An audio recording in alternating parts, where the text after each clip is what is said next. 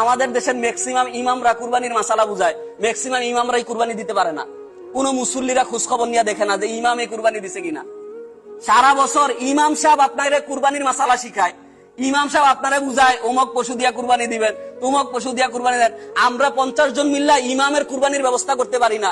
গরু একটা জব করাইলে 500-1000 টাকা হাদিয়া দিলে আমাদের পকেটে তো পুরায়। এটা আমি আমার জন্য বলতে, আমরা কুরবানি দেওয়ার সামর্থ্য আছে, আল্লাহ রাব্বুল আলামিন বুঝ হওয়ার পরে দেখি নাই কখনো আব্বা আম্মা কুরবানি দেওয়ার এরকম সামর্থ্য হয় না, এরকম কখনো দেখি নাই। এরকম সমাজের ম্যাক্সিমাম ইমামরা 5-7 হাজার টাকা বেতন, ইমামের 3 মাস 4 মাস 5 মাস বেতন বাকি। আবার ইমামের কুরবানির খবর লয় না। ইমামের পিছনে অনেক লোক আছে।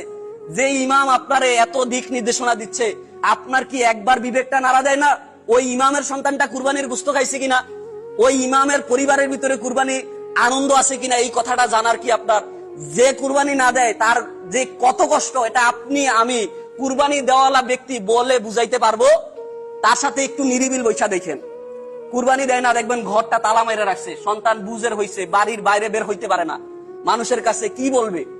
এরকম সন্তানগুলাকে ডাকবেন, গরুর সাথে ধরতে বলেন যে আমার গরু ধরো, দেখবেন তার সাথে কুরবানির আনন্দটা ভাগ করে নেন। একটা সমাজের ভিতরে একটা লোকও যেন না থাকে যে কুরবানি দিছে না, ঘরের ভিতরে বৈশা রয়েছে। আশেপাশের আপনার ভাতিজা, আপনার সন্তান, এগুলা তো আপনাদের এলাকার মানুষ, তাদেরকে ডাক দেন, ইমাম সাহেবদের খবর নেন তারা কুরবানি দিতে পারছে কিনা, তাদেরকে কুরবানির ঈদে একটু ভালো চলার ব্যবস্থা করে দেন।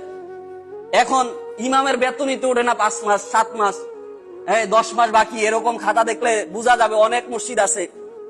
আমাদের এলাকার কথাই বলতে 5 মাস 7 মাস আমারে কয় যে হুজুর এত মাস বাকি বেতন। আপনি দেখেন যাইয়া ওই ঘরের ভিতরে ডিশ আছে, মাসে 300 টাকার নিচে কোনো বিল কোন মাসে দেখবেন বাকি নাই, বাকি বললে ডিশ কাইটা দিব।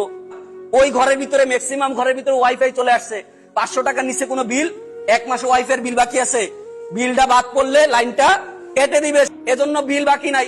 ইমামের বেতন কেন 7 মাস 5 মাস বাকি থাকবে? ইমাম কি আপনার জানাজা পড়ায় না? ইমাম কি আপনার সন্তান হইলে আজান দেয় না? ইমাম কি আপনার সন্তান আকিকা হইলে ইমাম কি দোয়া করে না? ইমাম কি আপনার কাজের ভিতরে যে ব্যক্তি বেতন দেয় না তাকে বলবেন তুই মরলে ইমাম তোর জানাজা পড়াইবে না? ডিশের বিল চলে, ওয়াইফের বিল চললে অবশ্যই ইমামের বিলও চলতে হবে, ইমামের হাদিয়াও ঠিক রাখতে হবে, ইমামকে ভালো চলার ব্যবস্থা করে দিতে হবে। আল্লাহ রাব্বুল আলামিন আমাদের সবাইকে এই কথাগুলা বুঝার তৌফিক দান করুক এবং আমাদেরকে আমাদের অন্তরের ভিতরে এগুলা জাগ্রত করে আমলে সলেহাতে পরিণত করার তৌফিক দান করুক।